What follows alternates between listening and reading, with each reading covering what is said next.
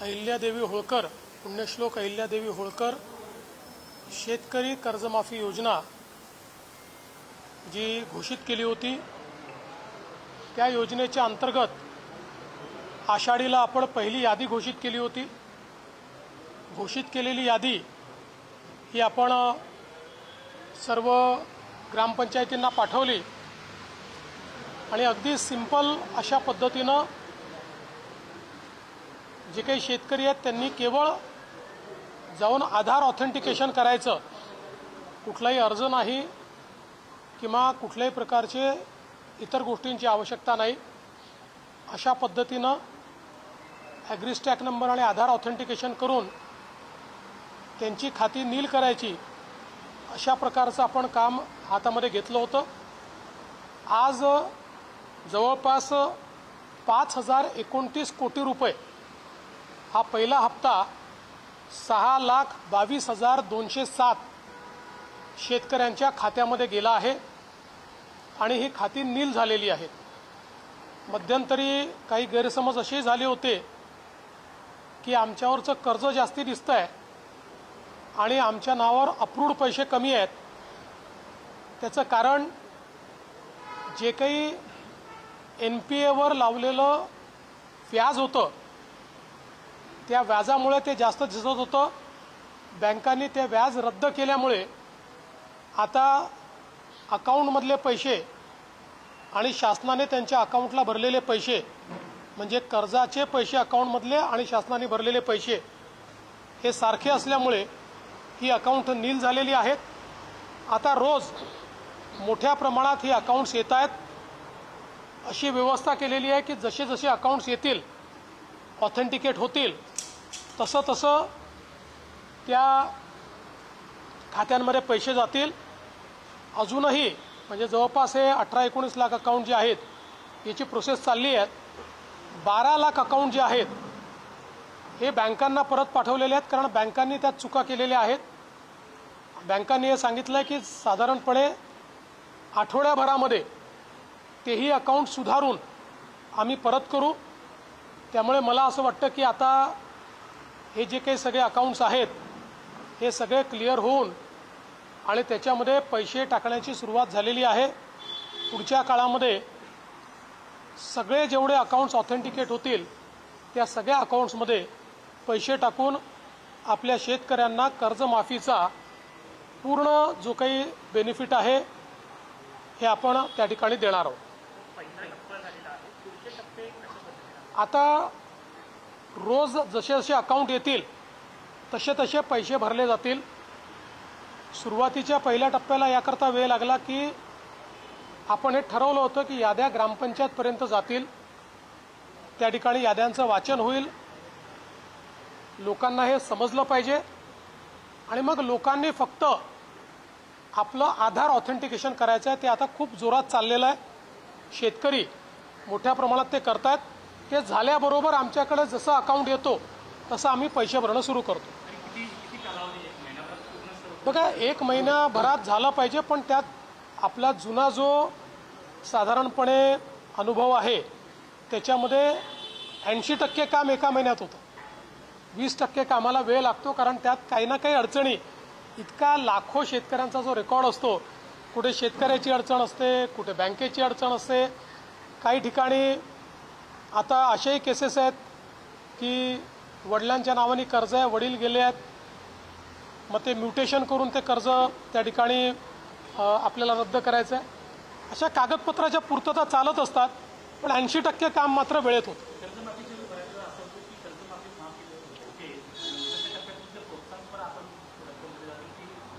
ते आम्ही याच्यामध्ये 2च टप्पे केलेले आहेत। पहिल्या टप्प्यामध्ये आम्ही सगळे कर्जमाफीचे पैसे भरतो आहोत आणि दुसऱ्या टप्प्यात आम्ही प्रोत्साहनचे पैसे देणार आहोत। कर्ज मिळण्यासाठी शेतकऱ्यांना अडचण येणार नाही? बिलकुल अडचण येणार नाही। सगळ्या बँकांनी सांगितलं आहे।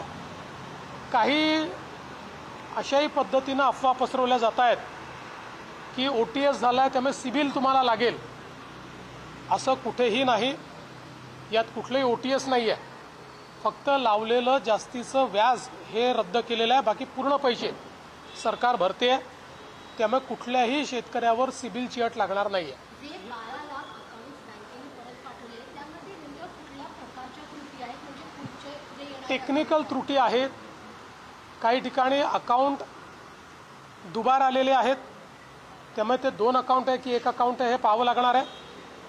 काही ठिकाणी नंबरचा मिसमॅच आहे, काही ठिकाणी नावांचा मिसमॅच आहे आणि म्हणून ते सुधारण्याकरता त्या ठिकाणी पाठवले आहेत. कारण ही संपूर्ण डिजिटल पद्धत असल्यामुळे डिजिटल पद्धतीत सगळ्या गोष्टी व्हेरीफाय झाल्याशिवाय पैसे जात नाही, DBTनी पैसे जातात. त्यामुळे सगळ्या गोष्टी व्हेरीफाय कराव्या लागतात. म्हणून या छोट्या छोट्या चुका आहेत त्या बँका ऑथेंटिकेट करून देणार आहेत. कुंभमेळा आढावासंदर्भात देखील बैठक पार पडलेली आहे. दुसरीकडे राज ठाकरे नाशिकमध्ये जाऊन टीका केली आहे की कुंभमेळ्याची सर्व कामं जी आहेत ती गुजरातला करणार. आपल्याला या संदर्भात गिरीश महाजनांनी स्पष्टपणे सांगितलं आहे.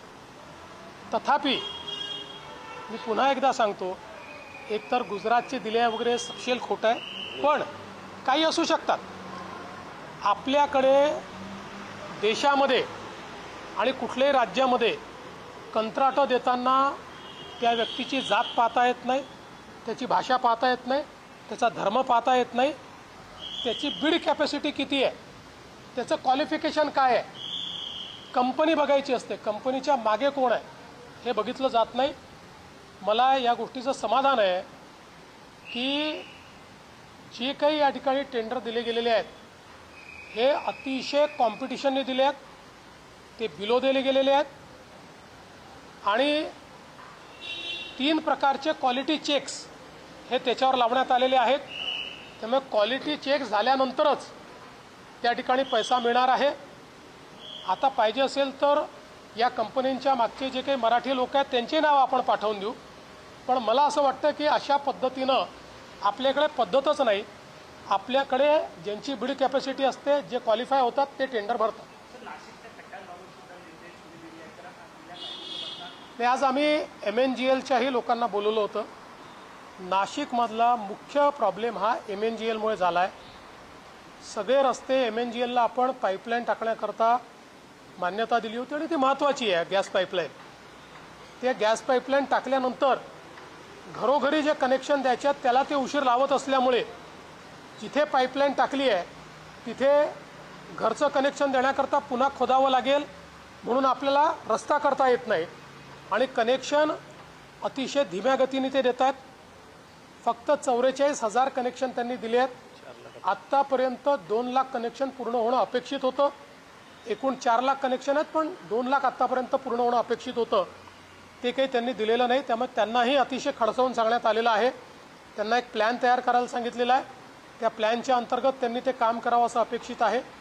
इतर आपल्याला कल्पना आहे की आत्ता एकाच वेळी कुंभमुळे खूप कामं नाशिकमध्ये चाललेली आहेत. मल्टिपल एजन्सीज काम करत आहेत आणि आत्ताचं कामाची गती आणि आपल्याकडे असलेला वेळ हे पाहता आपल्याला खूप जास्त समन्वय न करता फास्ट ज्या गतीने जे काम करतात त्यांना काम करू द्यावं लागतं आहे. याचेही काही प्रश्न निर्माण झाले आहेत. तथापि महानगरपालिकेला सूचना दिलेल्या आहेत. त्यांनी सायनेजेस लावले पाहिजेत, बोर्ड लावले पाहिजेत, सातत्याने रोड मोटरेबल तरी राहतील अशा प्रकारचा प्रयत्न केला पाहिजे आणि पावसाळा संपल्यानंतर त्या ठिकाणी काम केलं पाहिजे. आपल्या माहितीकरता एक मात्र निश्चितपणे सांगतो की विशेषतः जवळपास युद्धामुळे 3 महिने डांबराचं प्रोडक्शन हे बंद होतं, डांबर उपलब्ध नव्हतं. आता मी विशेष पत्र केंद्र सरकारच्या सगळ्या कंपन्यांना दिलं आहे आणि कुंभमेळ्याकरता डांबर राखून ठेवावं त्याची क्वांटिटी पण आपण दिली आहे. आम्ही ॲडव्हान्स पैसे आपल्याला द्यायला तयार आहोत. आमच्याकरता ते राखून ठेवावं अशा पद्धतीची विनंती त्यांना केली. कुणबी प्रमाणपत्र मिळत नसल्यावरून आता मनोज जयंगे यांनी पुन्हा आंदोलनाचा इशारा दिला आहे. त्यामुळे काही मंत्र्यांना आणि यांना पण टार्गेट केलेलं पाहिजे. मला असं वाटतं काल याचं अतिशय सविस्तर उत्तर मी दिलेलं आहे.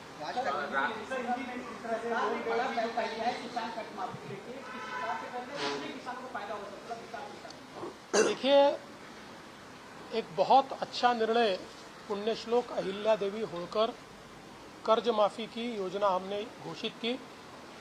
इस योजना के तहत हमारी जो पहली लिस्ट आई थी वो करीब 16 लाख किसानों की थी।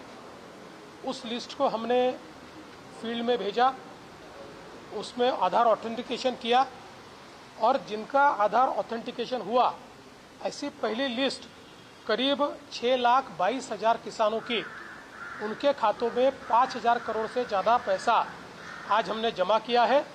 और कल से जैसे जैसे आधार ऑथेंटिकेशन होते जाएगा वैसे वैसे किसानों के खातों में पैसा जाएगा। सभी किसानों को कर्ज माफ़ी का फ़ायदा मिले, इस प्रकार का हमारा प्रयास है। देखिए, कितने किस्तों में नहीं, जैसा जैसा हमारे पास ऑथेंटिकेशन होगा, हमारी तैयारी पूरी है। एक दिन में डेटा आया तो हम एक दिन में पैसा देंगे, लेकिन उसमें हर किसान को आधार ऑथेंटिकेशन करना पड़ता है। उतना ही काम उसका है, वो जैसे करता है हमारे पास ऑटोमेटिक वो आ जाता है और हम उसमें पैसा भरते हैं।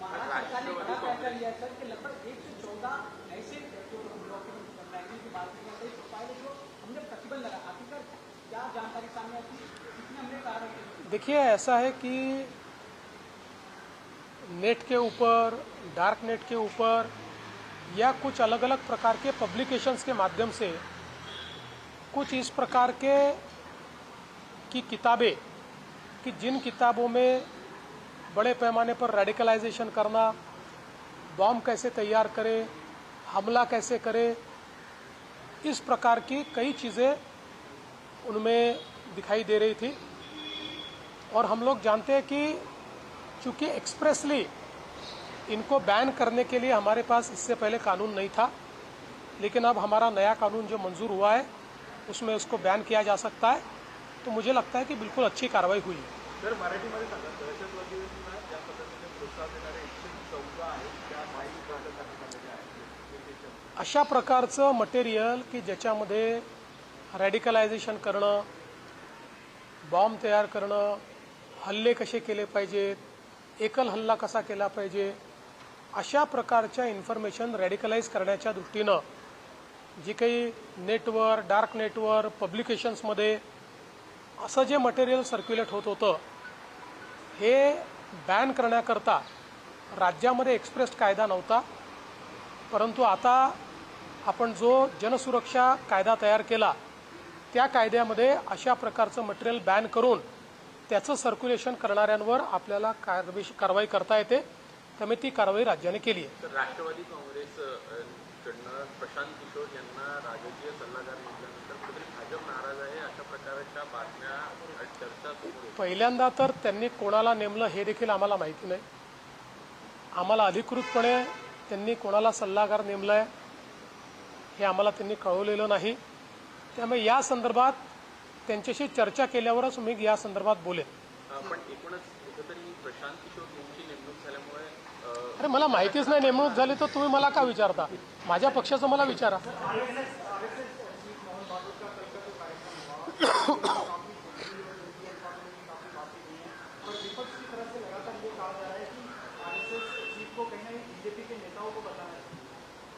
देखिए, आरएसएस के परम पूजनीय सरसंघचालक जी जो बोलते हैं वो किसी एक पार्टी के लिए या एक गुट के लिए या एक संस्था के लिए बात नहीं होती, हमारे देश के लिए वो बोलते हैं।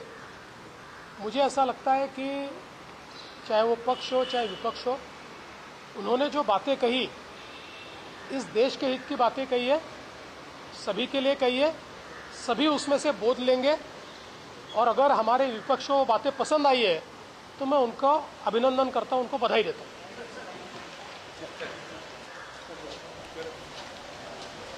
6,22,000 शेतकऱ्यांच्या कर्जमाफीचा फायदा होणार आहे। शेतकऱ्यांना यापुढेही कर्जमाफीचा पूर्ण फायदा देणार असंही मुख्यमंत्री देवेंद्र फडणवीस म्हणालेले आहेत।